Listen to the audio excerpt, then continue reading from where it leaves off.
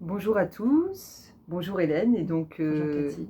bienvenue pour cette nouvelle vidéo où Hélène va nous présenter un certain nombre de trucs et astuces et puis j'allais dire des valeurs fondamentales aussi au niveau de la psychologie positive et particulièrement appliquée aux enfants. Voilà, donc je te laisse te présenter Hélène. Oui, donc je suis Hélène Naplume, donc je suis psychologue dans un service de psychiatrie adulte. Je suis arrivée dans tout ce qui est énergétique il y a quelques années de ça, oui. Et puis de fil en aiguille, j'ai fait ta connaissance en participant aux ateliers de pratique énergétique intuitive. Et puis voilà, on chemine depuis Et puis on se rend compte surtout que nos pratiques se recoupent tout en à fait, réalité et se complètent merveilleusement. sans cesse. Voilà, donc je vais vous parler aujourd'hui de la psychologie positive. Alors j'insiste bien sur le mot positif, on n'est pas du tout à l'opposé du négatif, hein. Il n'y a pas de psychologie négative, mais la psychologie telle que nous la connaissons jusqu'à aujourd'hui est venue, donc depuis sa création, s'appuyer sur les symptômes, les maladies, tout le dysfonctionnement de l'être humain. Et donc depuis une vingtaine d'années, il y a un nouveau courant qui existe, donc la psychologie positive, qui vient en fait se centrer sur ce qui va bien chez l'individu. Qu'est-ce qui fait que certaines personnes réussissent mieux que d'autres à s'adapter? Qu'est-ce qui fait qu'elles sont plus résilientes? Donc c'est sur ces points-là que la psychologie positive vient s'appuyer.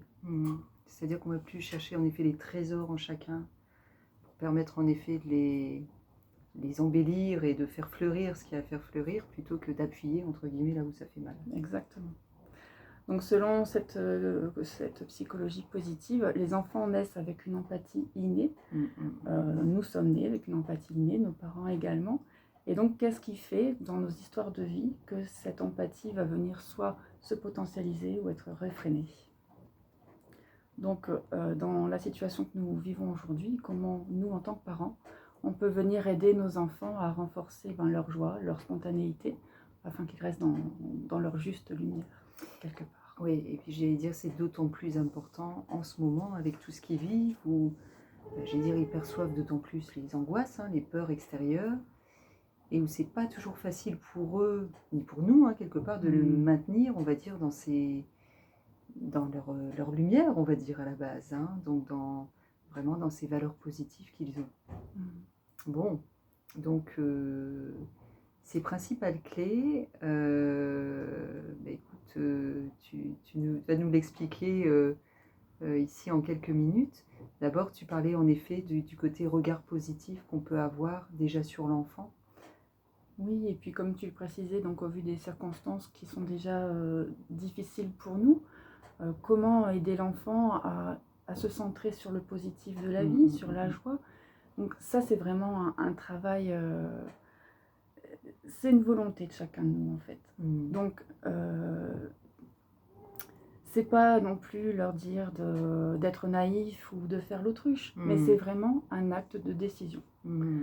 Qu'est-ce que je vais retenir de la vie, de ma journée? Qu'est-ce que je décide de mettre en avant? C'est vrai que selon les études, notre capacité au bonheur ne dépend que de 10% des circonstances extérieures. Donc les 90 autres % dépendent de nos gènes et de nous, c'est-à-dire de notre décision, de notre volonté à conserver le positif. Voilà, donc ça pour les enfants, c'est vraiment faire comme une sorte de bulle, une parenthèse aussi par rapport à tout ce qui se vit autour de nous en ce moment et de pouvoir leur présenter et centrer sur ce qui va bien. Et de dédramatiser. Évidemment. Et donc de voir les choses d'un point de vue positif. Je dis ça parce que c'est l'image qui me vient au même moment où tu me le dis, mais je repensais à ce film La vie est belle, où il y a ce papa ça peut paraître fou, mais quelque part, j'allais dire qu'il présente à son fils le camp de concentration comme un parc d'attractions, où de ce fait-là, même si en effet ça n'exclut pas tout ce qui se passe et tout l'horrible, mais qu'est-ce que ça doit être plus simple aussi pour l'enfant quelque part de le transformer de cette manière-là. De le transformer, oui, et puis de vivre du coup avec des bases plus sécuritaires. Bien sûr. puisqu'il en est aussi de son évolution. Donc c'est primordial. Bon. Alors, dans ce regard positif, tu parlais aussi vraiment du côté gratitude, de remercier, on va dire, la vie, de remercier en effet tous les bienfaits qu'on nous apporte au quotidien. Est-ce que tu peux nous en dire un peu plus? Oui, alors la gratitude, déjà, je vais peut-être revenir sur la définition. Oui. Donc c'est vraiment notre capacité à éprouver et ressentir de la joie quand nous recevons quelque chose de quelqu'un ou de la vie. Alors ça peut être recevoir des cadeaux, un câlin ou quelque chose de plus abstrait comme l'amitié. Et c'est aussi notre capacité à éprouver de la joie en donnant quelque chose à quelqu'un. Donc on rentre ainsi dans une sorte de cycle de reconnaissance et du bonheur, c'est-à-dire je reçois et je remercie, et en contrepartie je donne avec bonheur. Et donc pour les enfants, alors ils le font très naturellement en fin de compte. Donner, c'est leur quotidien, ils donnent gratuitement et de façon très généreuse. Et ils ont du mal à comprendre d'ailleurs quelquefois quand c'est mal reçu. Oui, alors le non, ça sera peut-être un autre sujet. Oui. Mais tout à fait, donc du coup, pour rester aussi centré, comme on disait tout à l'heure, sur un regard positif, de tourner leur regard sur ce qui va bien, c'est peut-être faire ce petit exercice tout simple le soir au moment du coucher, leur demander les 3 choses qui leur ont plu dans la journée. Alors ça peut être un exercice très facile quand la journée s'est bien passée. Ils vont déborder de gratitude et merci, merci, merci pour plein de choses. Par contre, quand la journée est un peu plus compliquée ou qu'il y a eu un événement majeur, peut-être un peu plus triste, c'est vraiment un peu plus délicat que de décentrer le regard de cette situation triste, par exemple, pour trouver le positif qu'il y a eu autour. Et donc voilà, de leur demander, de commencer 3 phrases, en merci pour, et puis de voir ce qu'ils en disent naturellement, par exemple. Oui, c'est vrai que c'est tout simple. Et même nous, en fait, on pourrait faire l'exercice. C'est pour les enfants, mais on pourrait le faire pour nous aussi. Mais c'est un bon exercice, même pour nous, de pouvoir vraiment faire cet acte de triage quelque part de notre journée pour vraiment nous centrer sur ce qui va bien. Mais oui, et ça permet toujours de voir justement le trésor derrière le cadeau mal emballé, quoi, on va dire. Tout à fait. Bon. Alors, outre la gratitude, donc tu parlais aussi d'un juste équilibre à avoir, d'un équilibre nécessaire aussi à l'enfant, puis d'un équilibre, on va dire, au général aussi, au sein de la vie familiale, au sein du groupe. Est-ce que tu peux nous en dire plus? Oui, alors cet équilibre, comme on en discutait tout à l'heure, c'est un équilibre très délicat. On a parfois l'impression de faire un numéro d'équilibriste entre ce qui est nécessaire à la vie familiale, à la vie sociale, et puis laisser cette part de liberté quelque part à l'enfant qui est un individu tout à fait indépendant des autres. Donc c'est sûr que ce qui a été ok pour les aînés et parfois maintenant avec les plus jeunes, on a l'impression de découvrir des nouveaux enfants, d'être peut-être parfois un peu dépassés. Je suis moi-même maman de 3 enfants, donc c'est mon expérience qui parle. Et c'est vrai que selon les âges, c'est très très différent. Et pour être un peu dans la même situation que toi, nos enfants aînés, on ne les a pas élevés de la même manière, en effet, que les plus jeunes. Puis on sent que cette nouvelle vague, de toute façon, c'est différent au niveau des repères, c'est de ce qu'ils sont amenés à nous apporter aussi, parce que là, c'est vraiment des enfants qui sont là pour dire, pour nous faire bouger. On fait bouger les choses. C'est sûr. Et donc l'équilibre en effet qui a amené est de ce fait-là différent en effet de ce qui a pu être amené il y a 10 ans, quoi. Oui, tout à fait. Donc c'est ça qui rend la part délicate à ce numéro d'équilibriste. Donc de composer avec ce pourquoi on veut composer et en même temps de garder des règles élémentaires. Donc au niveau de ces règles élémentaires, on peut commencer par une alimentation saine, ce qui est valable pour nous aussi, il n'y a pas de souci. De manger des repas les plus équilibrés possibles, de limiter le sucre, les boissons gazeuses, de manger à des horaires fixes. Le deuxième point, c'est une activité physique régulière. Surtout là, en cette période de semi-confinement, le temps n'est pas non plus adéquat, mais il faut aller s'aérer. Le besoin de s'ancrer à la nature, c'est essentiel. Le troisième point, des heures de sommeil suffisantes. Les études montrent malheureusement que les enfants dorment de moins en moins longtemps. Oui. Donc voilà, d'instaurer des petits rituels. Alors c'est pas chronophage du tout hein, au niveau des rituels, c'est toilette, pyjama, brossage de dents, une lumière tamisée. Si on a le temps ou pas, une histoire peut-être, mais en tout cas un temps calme pour venir dire au cerveau que ben voilà, il est l'heure de ralentir et de se reposer. Et pas d'activité de ce fait-là énervante juste avant tout ce processus-là. Oui, tout à Enfin, fait. je pense quelquefois jeux vidéo ou télé ou autre. Enfin bon, il y a des choses en effet où il est bon de faire attention Tout pour à éviter fait. d'exciter. Voilà, donc là tu anticipes sur mon quatrième point. Excuse-moi. Il n'y a pas de problème, il n'y a pas de problème. Donc évidemment de limiter les écrans et c'est vrai que quand tu enlèves les téléphones, les tablettes, les ordinateurs, les consoles, on a l'impression que nos enfants, s'il n'y a pas d'écran, ils ne savent plus s'amuser ou se distraire. Du coup, c'est vraiment de faire de la créativité, vraiment de se rassembler pour être créatif, faire des choses ensemble. Donc là, c'est vrai qu'il y a les moments, les fêtes de Noël qui sont peut-être propices à ça, mais il ne faut pas l'oublier en d'autres moments non plus. Bien sûr. Donc, et puis, peut-être prendre le temps de davantage jouer avec eux, que ce soit par des jeux de société ou des jeux de découverte. Il faut aussi être créatif, je pense, et nous reconnecter à notre enfant intérieur et de nous faire plaisir avec eux, en fait. C'est aussi quelque part ce que les enfants nous apprennent merveilleusement, c'est nous réapprendre à nous amuser aussi, enfin de simples choses. Hein.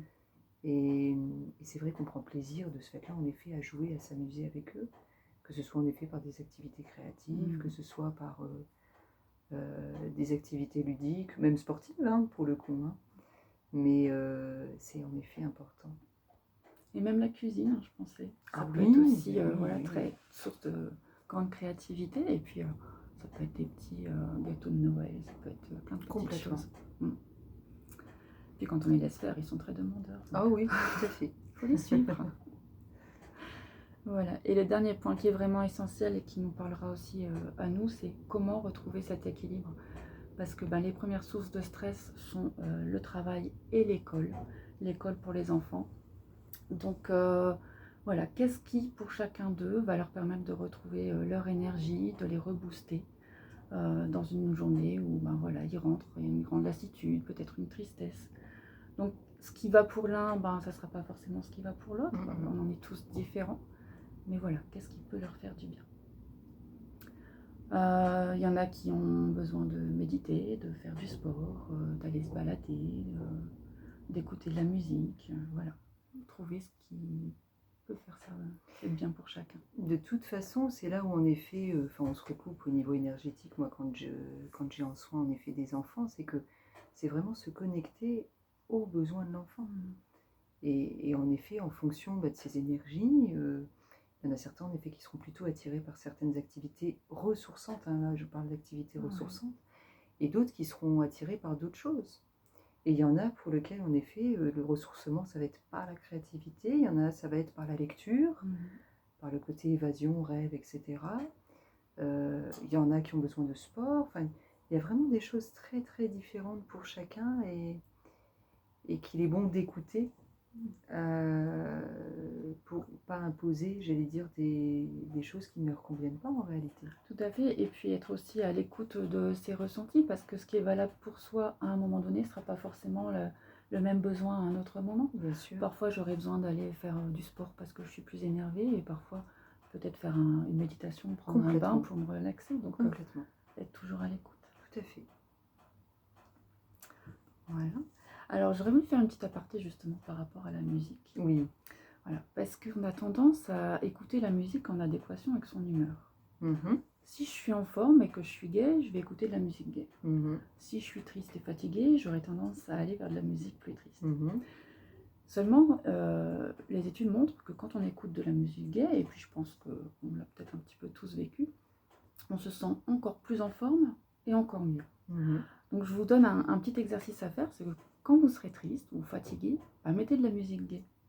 Alors il y aura peut-être un petit moment d'adaptation parce que ça ne sera pas du tout en adéquation avec l'humeur, mais vous verrez que les bienfaits se feront sentir très rapidement.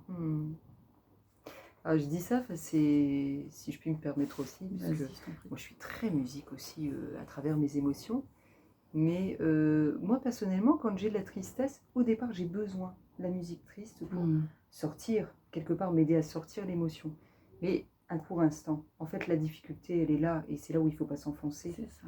C'est-à-dire ok, j'exprime cette tristesse un instant, ou j'exprime la colère un instant. Il y a des musiques aussi, quelque part, qui nous aident à sortir la colère. Mais juste un instant. Et après, je passe à autre chose. Et je passe en effet à des musiques plutôt gaies, plutôt qui m'envoient en effet quelque chose de merveilleux, où je peux remonter la pente. Et moi, c'est quelque chose que j'expérimente aussi depuis un certain temps. Et c'est vrai qu'en effet, il ne faut pas s'enfoncer dans la musique triste. Ça, tu as tout à fait raison. Parce que sinon, en effet, on l'écoute en boucle. Oui, puis et au on niveau déprime. des vibrations, tout à fait. Ah on, oui, on oui, arrive dans tout à des fait. basses vibrations et c'est une autre paire de manches que d'en sortir. Tout à fait. Donc, écouter l'émotion, oui. Lui permettre de s'évacuer, oui. Mais remonter derrière, bien sûr. Sinon, c'est l'ego, en fait, qui prend le relais. Et qui entretient quelque part une tristesse qui a plus lieu d'entretenir.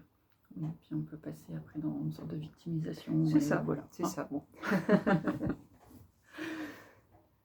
Bon, alors, est-ce que tu en as fini pour l'équilibre, ou est-ce qu'il y avait d'autres points qui étaient importants par rapport à... Non, j'ai dit ce que C'est déjà j'avais pas mal, à dire. Alors, au niveau de cet équilibre, j'allais dire, tu as l'équilibre, tu as défini ce qui est important pour l'enfant. Bon, après, je pense aussi à l'équilibre aussi de l'enfant à travers la famille et à travers, en effet, la société. Donc, bon, j'allais dire, c'est un sacré challenge. Oui, c'est un sacré challenge. À organiser tout ça, à équilibrer tout ça, j'allais dire. C'est ça, parce qu'en fait, il faut être à l'écoute de leur individualité, ne pas la réfréner, et en même temps, sociétalement, il y a quand même des normes qui sont présentes. Donc voilà, c'est comment les guider dans des rails peut-être plus ou moins larges, et puis les laisser cheminer aussi à leur façon, pour le découvrir. Bon, oui, c'est comme le poème de Khalil Gibran, nous ne sommes que l'arc qui guide la flèche, et que néanmoins c'est à eux de faire leur chemin, mais c'est vrai qu'avec aussi des climats autour d'eux qui, on en a conscience, quelquefois sont des épreuves pour eux aussi, mais qu'ils doivent vivre. Exactement.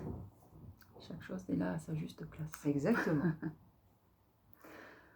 Alors, tu allais nous parler après des accords Toltec appliqués aux enfants. Voilà. Donc, le troisième point, en fait, qui me semblait essentiel d'aborder, c'était la bienveillance. Alors, évidemment, la bienveillance envers les autres, mais aussi envers soi, à ne pas oublier. Donc, je voulais m'appuyer sur les 4 accords Toltec.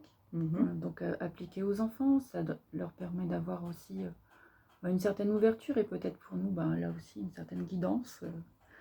Et puis, de pouvoir les appliquer avec eux. Je pense que c'est un bon principe. Donc si je commence par le premier accord, donc votre parole soit impeccable. Tout un art, encore une fois. Et ça, les enfants nous le renvoient bien, d'ailleurs. Oui. Quand notre parole n'est pas impeccable. C'est ça. Donc c'est leur montrer le pouvoir des mots. Bien sûr.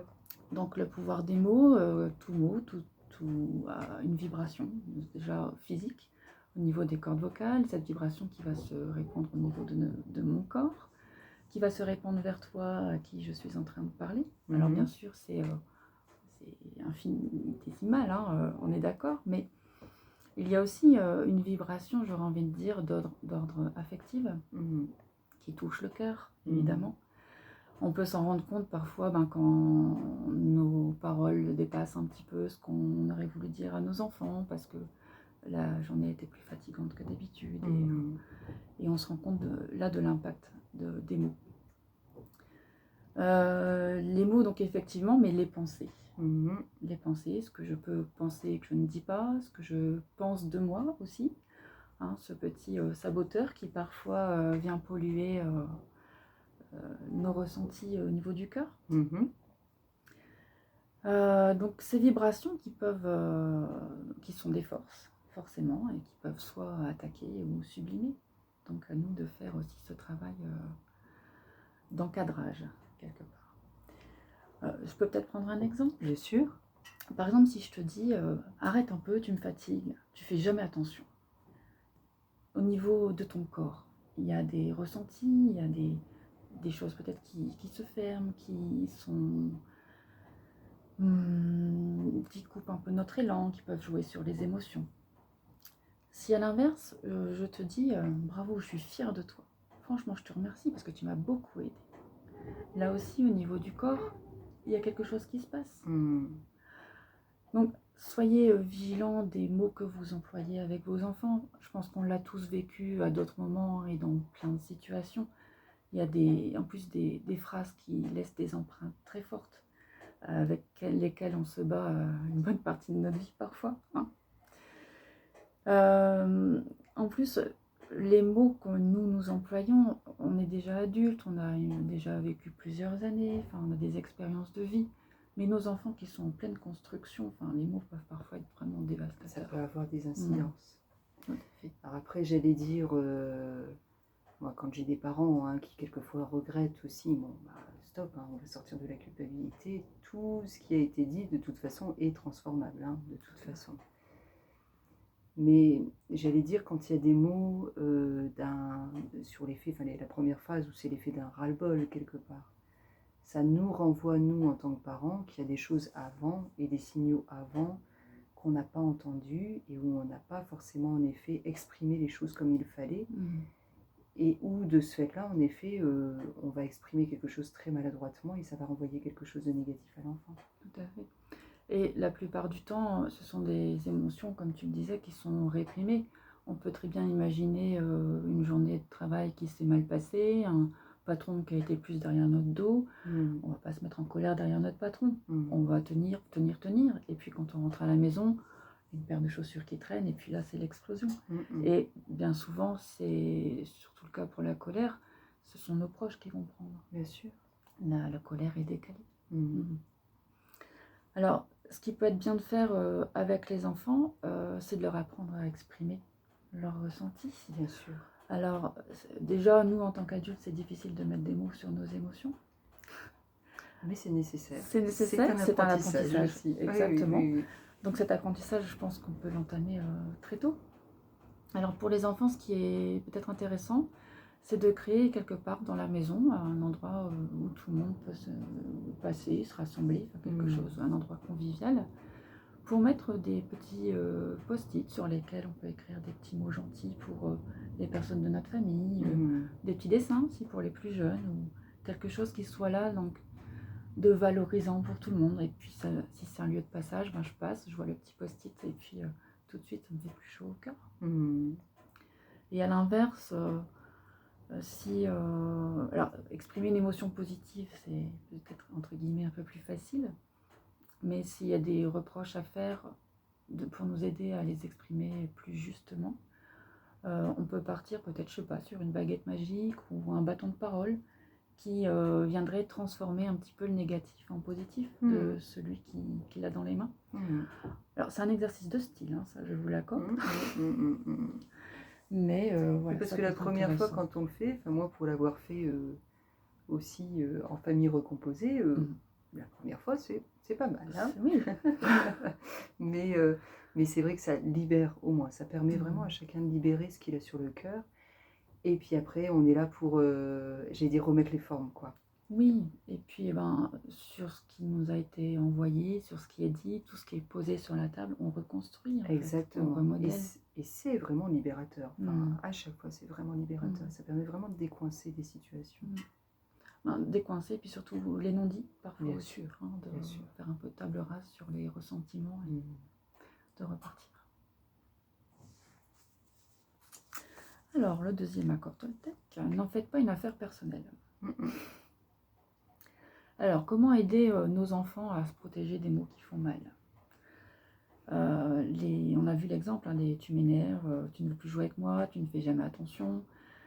Alors, ce qui est dit à ce moment-là, peut-être de façon maladroite, dans un moment de lassitude, voilà, c'est la vérité de l'autre. Il ne faut surtout pas se sentir attaqué par les mots de l'autre. Donc c'est comment aider notre enfant à conserver son trésor intérieur quelque part. Alors de façon très imagée, ça peut être, alors moi j'ai des garçons, je vais vous parler de garçons, mais de créer une sorte de cape, un bouclier ou une bulle de protection. Il y a pas mal de choses sur YouTube aussi de méditation avec des bulles de protection pour les enfants, des choses un peu plus imagées. C'est, voilà, leur instaurer la règle d'un chevalier, peut-être, qui va venir défendre ce trésor, coûte que coûte. Et ce trésor, c'est voilà, c'est ce qui est beau et en chacun de nous. C'est tout un art, hein, parce que pour nous, c'est parfois encore bien délicat. Et ça demande du discernement, c'est ça qui n'est pas facile.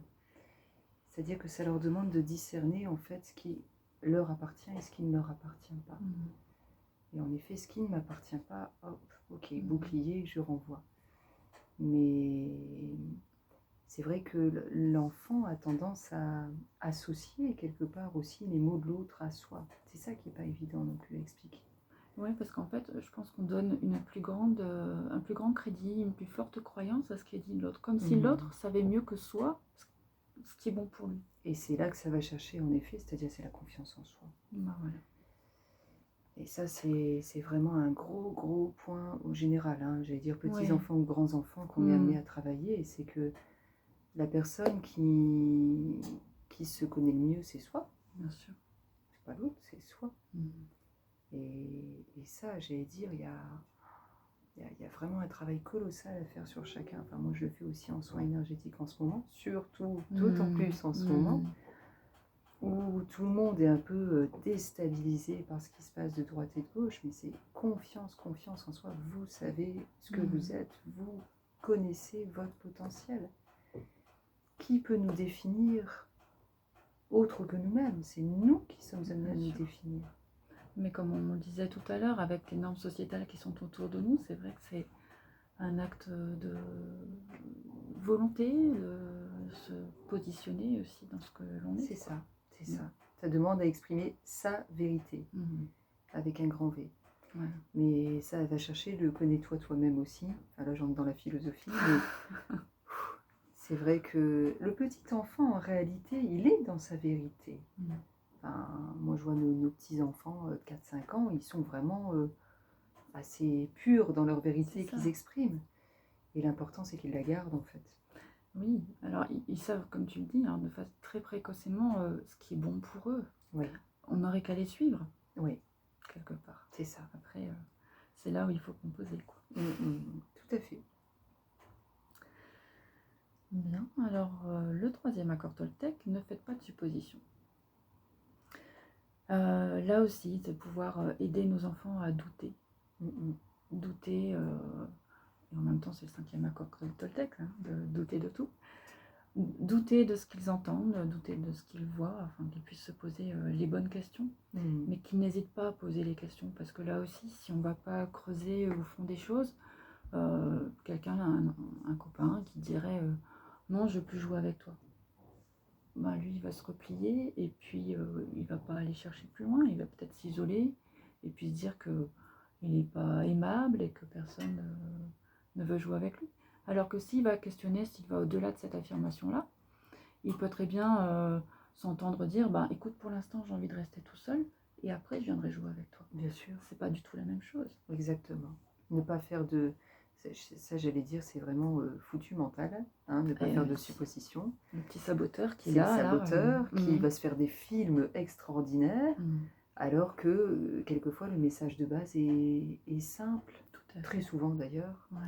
Et lorsqu'on arrive à le comprendre, on ne va pas prendre à soi, en effet, quelque chose qui n'a pas lieu. Et pas se faire des films extraordinaires alors qu'il n'y a pas lieu de les faire. Notre juge, c'est nous-mêmes. Hein. Ah oui. La simplicité de la simplicité. Exactement, exactement. Voilà, le dernier accord Toltec, donc pour aujourd'hui, pour les enfants, faire toujours de votre mieux. Oui. Alors, sachant que ce mieux, bien sûr, est fluctuant selon notre humeur, selon notre forme, selon les journées. Parfois, il sera un peu plus bas, le lendemain un peu plus haut. Et que ce mieux, il a le mérite de toujours être récompensé quelque part. C'est faire de notre mieux au moment où nous le faisons. De ne pas trop se poser de questions. Alors, il est coutumier de dire, si je travaille dur, je réussirai mieux. Et si je réussirai mieux, je serai plus heureux. Du coup, de faire passer la réussite avant le bonheur. C'est ça le hic. Je pense que c'est essentiel de toujours récompenser l'objectif. Par exemple, j'ai un de mes garçons qui fait des efforts pour réviser une certaine matière.